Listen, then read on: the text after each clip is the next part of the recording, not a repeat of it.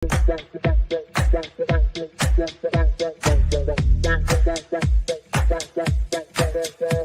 Connections Radio presents.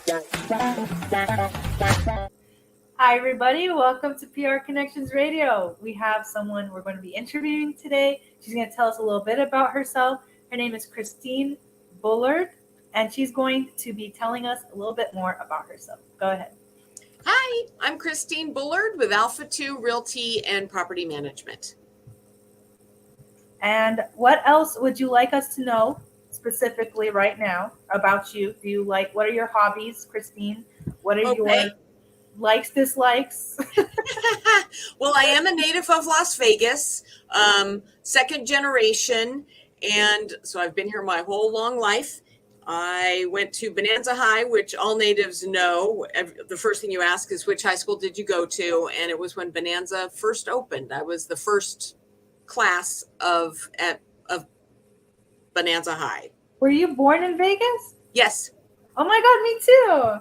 Me too, but you're younger than me. Doesn't matter. We're both unicorns. Yes, indeedy. Yep, I'm a graduate of UNLV Business and Marketing.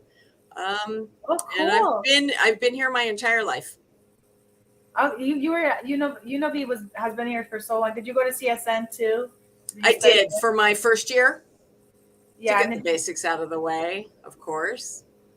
I remember taking my first Business 101 course at CSN. It was always fun. I love CSN and UNLV. Now they kind of coincide. They work together. Yeah. Because they're the only university. Oh, and I think there's Nevada State College as well. There is.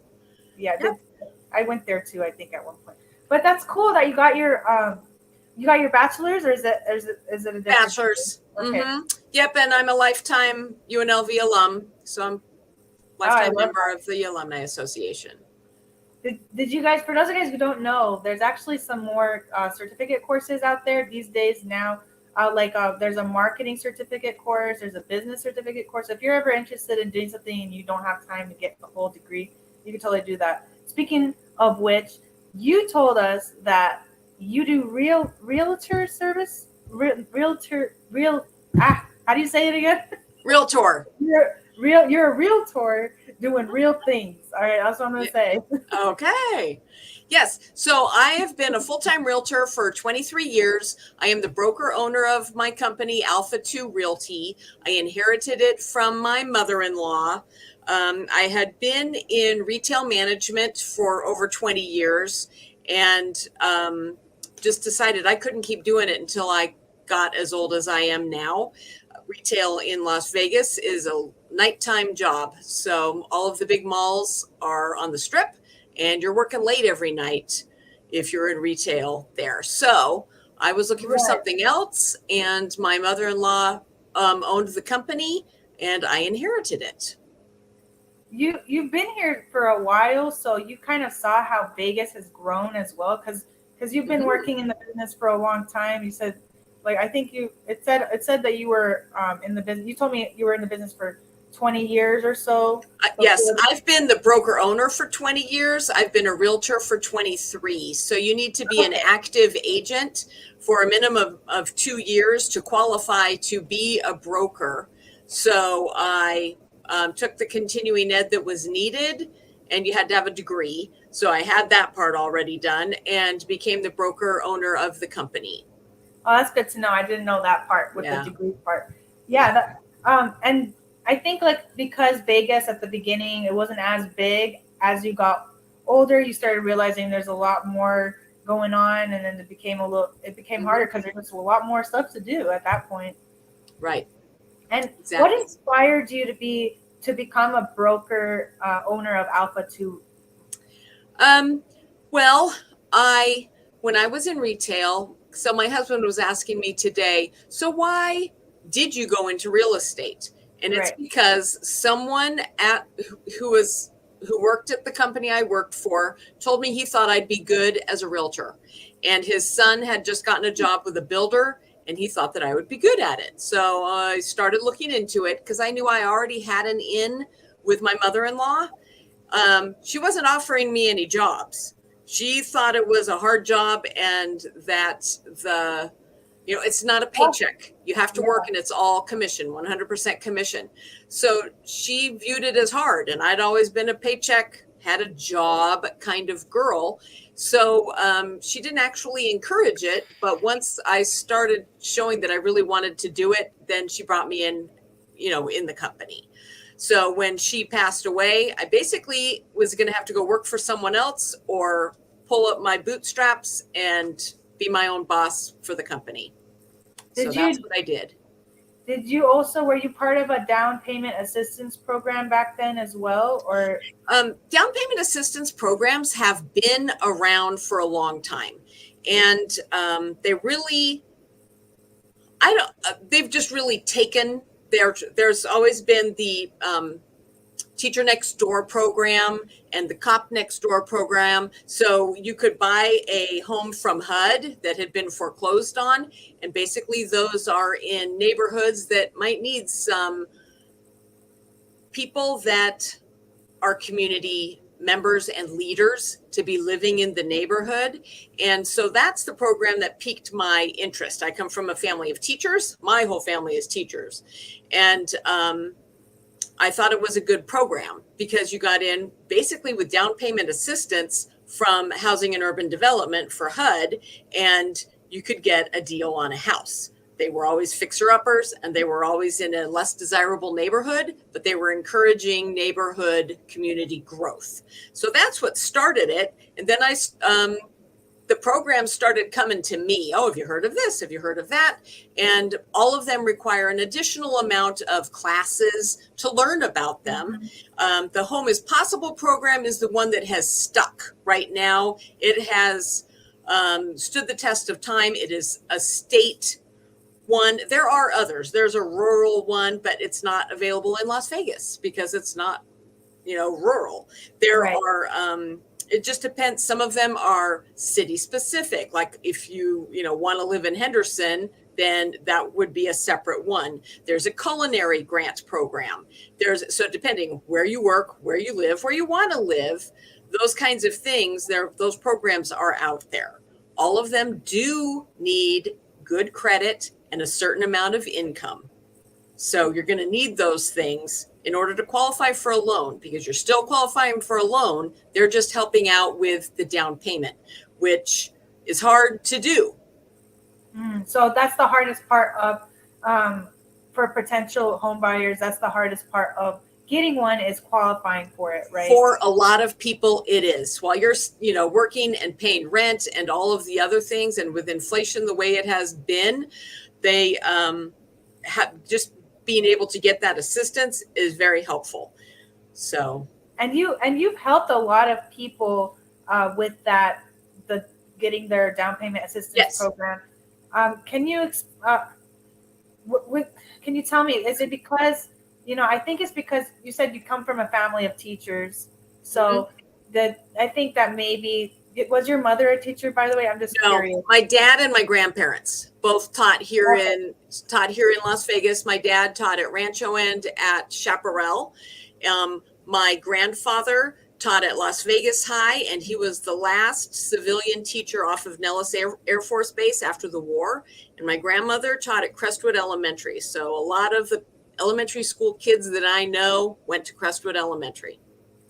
Yeah, I love that. It shows that you know how to go, if you're coming from a family of teachers and you're able to help others get their DPA and explain to them what they need, because they're going to need to qualify for it. So having you lead them through that and being able, because one, they got to know what it is. That's number one. Then number two, how does it work? They got to know how that works too. Then they got to figure out what they need to do to qualify for it. So there's a lot of steps and teaching that goes in, that's involved in that, really. I think that maybe you got some of those traits and skills from your family as well. If you were going to share a story of how someone that you've assisted through the DPA program, what story do you think you can share that showcases the importance of the program, but also what people can do to get part of it or be part of it, or what we should watch out for?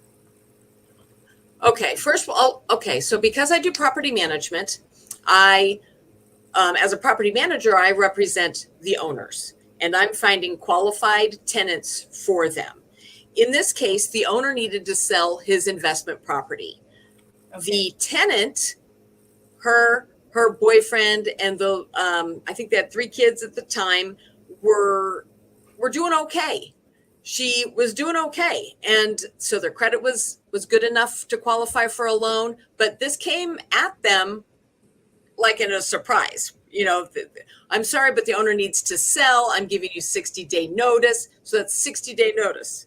So because her credit was in line and she had been at her job for 2 years, but she wasn't planning on buying a house. She was happy where she was. So we got her the down payment assistance program. She qualified. She had the credit. She had the job. She had the income, but she just didn't have the down payment.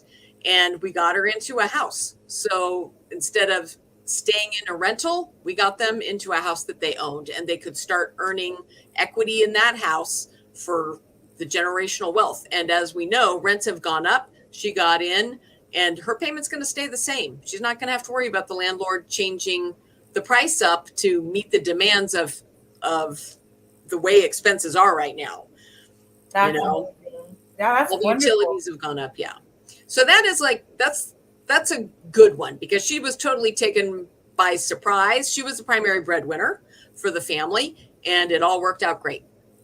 That's awesome. Do you think that you can tell us a little bit about the focus on residential sales and property management, and the strategies that you found are most effective in helping clients buy or sell their homes? The strategies. Okay. I do have a lot of first-time home buyers that I meet from being in property management, but I also have a lot of friends. And I think the thing that really struck me, of course, I'm pro-woman owned because I'm a woman, but a lot of my friends, their mothers are widowed, divorced, and they're getting by on a small amount of money. And my friends have been in the positions where they're having to help them with their rent. And my goal is to not have any friends of my generation in that position, where their kids are having to help them, where that they have a house where they can have a home for their kids and grandkids to come to and visit, that is theirs, where the mortgage payment is affordable, where they're not being outpriced of the market. That's my goal. I don't want anybody else to see that happen to their parents. You know, it's moms. Yeah, that's understandable. Yeah, I don't want to see anybody going through that. Right. And I mean, and I've had a lot where they're helping their moms who thought they'd be prepared, but they're not. The prices have gone up further than their income. And if they were a homeowner, it wouldn't be as shocking. And what advice do you have for people out there watching that can prevent this from happening, or notice it that it's occurring in general? I want everybody to know that the programs are out there to help people become homeowners that qualify to be homeowners. If they have regular income consistently every month, then it would be better to help build wealth and equity on a home that you own than to be a renter. You know, some people are moving around for their jobs. Some people, and you know, that it's not going to be cost effective if you're paying moving costs and all of that stuff. It's just not. But if it is good for generational wealth to own a home.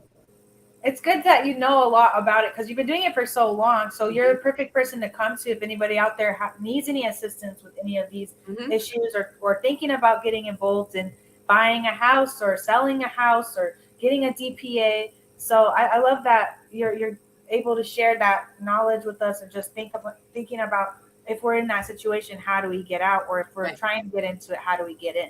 How do you, because you talk about residential sales, do you know anything about property management? Do you work with property management? And then what challenges do you commonly encounter in both of those two areas? So I am a property manager, which to be a property manager, you need to be a licensed agent with 2 years of experience in order to get the property manager permit. So it's not something where you can just go, you wouldn't be a licensed property manager without having a real estate license and the property manager permit. And mostly that's because you're handling other people's money. I am handling the security deposits for the tenants, and I'm handling the rents for the owners. So it is monitored by the state, and that's why there is an extra level of permit involved with your licensing part. So I would encourage everybody, if you're in a position to invest in anything, to invest in another home. The way that many people do it, including myself, is I had my starter home. And when we had enough equity in that home, and we were saving our money too, but you know, when you look back at a mortgage payment from 20 years ago and what a mortgage payment is today, it's so much more today. So we turned our starter home into a rental and moved on to the bigger house that we wanted. You know, we had our list of things that we wanted in our dream house, and we went out looking, and that's what we did. We turned our starter home into a rental, and I can help anybody do that. It does take a little bit of gumption and education on how to do it, and a lot of talking with a mortgage lender, because not everybody's going to have that house paid in full. But if a lot of people right now, 80% of the population in the United States has a mortgage payment below 4%. So that is great, because right now interest payments on your mortgage are over 6%, and they're in the high 6s. And in November they hit 8%. So nobody wants to give up on their house that has such a low interest payment for the mortgage. Some people have them in the 2s, the 3s, and that kind of thing. And no one wants to give it up. But maybe the house that they're in now doesn't meet their needs anymore. And so with COVID, what COVID taught a lot of people is they need a bigger house or they need a home office. 4-bedroom homes are selling quicker than 3-bedroom homes because of that, because people need a home office. And it can be the guest room home office or whatever, but they need that little bit of extra room to be able to do a Zoom call in that isn't in the middle of the kitchen. So, but they don't want to give up the house because the interest rate's so good and the payment's so great. And so if you can make it work out, if that house is no longer meeting your needs, and as interest rates hopefully go down a little bit over this year, I think it would be the time to keep the house and see what you can do to get into the house that really suits you better. That's great advice. And I just love how much you do for the community, not only by educating us about being a realtor, but also about home buying, sales, what we should do with our homes, how we should, like you just gave us amazing advice. Go buy a second home if you can, or figure it out. You know, there's this good advice. Obviously, not everybody can do that, but you can work towards getting there. And that's the important part, because anybody can do it if you just put your mind to it. You just got to set your mind to it. Right. Speaking of community involvement, can you tell me a little bit more about your involvement with the Junior League of Las Vegas? Because that's community. Yes, I'd love to. I've mentioned that I was in retail management before. And with that company, which was the Disney company, we did a lot of volunteering.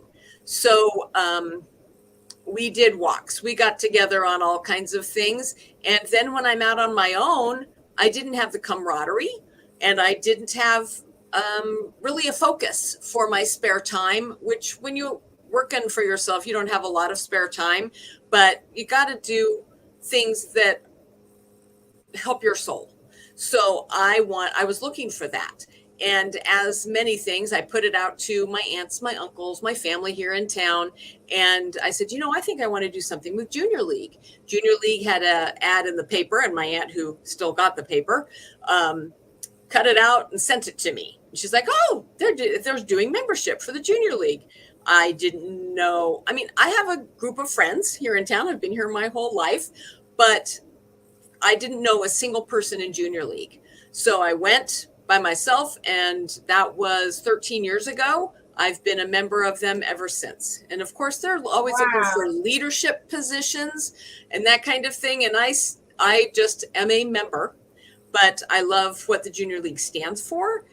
And the Junior League it's a group of, number one, it's a women's organization, but it's a group of trained volunteers. And they start off by training you by doing the work.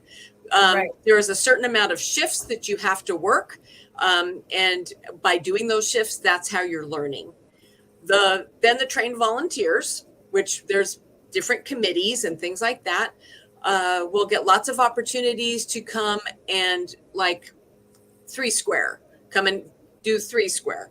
At Help of Southern Nevada, they have the Shannon West Youth Center, and Junior League was instrumental in getting their building built. And we do the Thanksgiving bag drive, where this year they bagged up, I didn't work the shift, they bagged up over 2,000 bags of groceries. And we all know that the food for that is coming from the community. But the weekend before, all of those canned goods are sorted and put together in the bags to hand out to the people that need them, that have signed up for this way in advance through Help of Southern Nevada.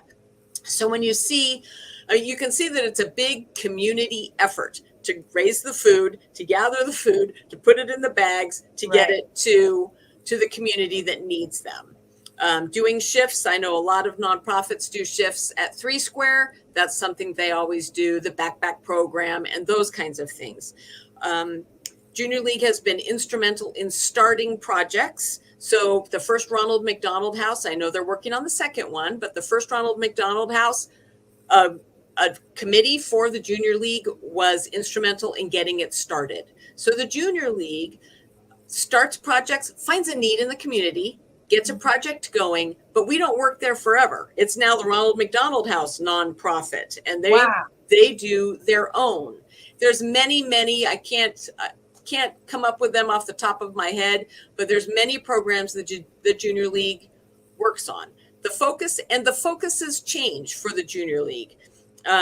When I started, it was mostly about women and children and elementary school age children, and helping them in ways that we could. Book drives, education. I can't even remember everything that they did, but now there's a lot of things that those nonprofits are in the community now. They've been adopted by the community, and there's people doing, like Goody Two Shoes is something, for shoes, and Girls on the Run. We volunteered with all of those programs, our time to get things going. And so this year the focus is on human trafficking, and it's a big issue in our town. And it has been going on, I've done volunteer shifts with other organizations to help with those things, like halfway houses and that kind of thing. And it is a needed thing, and it's a focus that needs more attention this year. And so the Junior League that's their focus this year.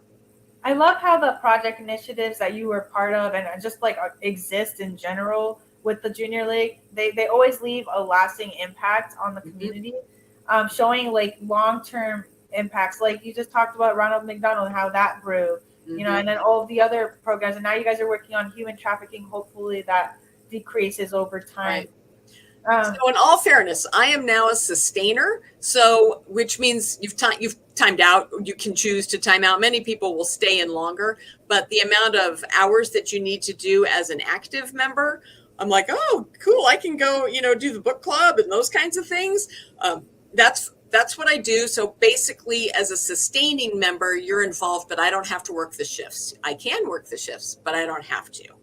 Well, that's because I know that you've been with them for so long. Like you were there at least for 13 years. You've been working on a lot of different events, doing a lot of things, obviously, because look at how much you've shared with us about all of your involvement that you've been part of. So thank you for everything that you've done for the community, and given your time and volunteerism. Thank you for that. And thank you for sharing with us on how we can get involved with that specific organization as well.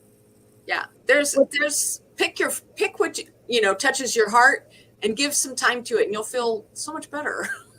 Yeah, I love that. That's actually true, because whenever you get involved in something, you always get back something too. You're learning something new, or you're meeting new people. It's beautiful. And speaking of which, you were volunteering You're a realtor, you're teaching, you're juggling a successful real estate business, and you're active in the community. So that has to require a lot of time management. So how do you balance your professional and your personal life currently, that you could advise us if we were to do the same? How can we do that? Or what? Um, some of it is learning to say no. Oh yeah.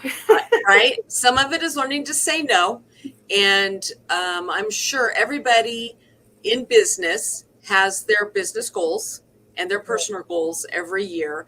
But I mean, as a property manager, of course, I'll have a sign out for rent, for lease, that kind of thing. And I'll get calls and they'll say, well, can you help me find a place? And I can't do that. I can't spend my day driving people around to go look at places that are for rent. Right. I show my places that under my property management for rent, but I don't do that. Things like that. I have to say no to that Yeah. job. And it makes sense. It makes sense because you have your own goals you have to accomplish. So you can't, unless you've accomplished your goals and you have the extra time and the energy, then go ahead, say yes. But if it's Right. something that's gonna possibly get in the way, because you have to put yourself first. Just like if you have a class, you would say no if someone said, "Hey, do you want to go to class, or do you want to come help me?" It's like, "Hey, I gotta go to class." I paid Right. for class Exactly. for my future growth Mhm. and career. Speaking of future growth, do you have any future plans coming up, or any goals that you'd like to share with us? During the past 2 years, I've had some property managers sell their investment properties. So I'm trying to get my investment portfolio that I manage bigger, just because that's something that I think everybody should do is increase their portfolio and let me manage it for them. Also, the inventory has been very low in Las Vegas, number one, because interest rates were so low, so nobody wants to sell. And but if it's not meeting your needs and you're not in a position to do something with it, please sell it, put it out there for the world to buy. There are a lot of vacant homes in this town as well, and getting to the people that should sell those homes, because I want them to, so there's more inventory, would be great. So those are my goals, is to sell more homes and to manage more properties.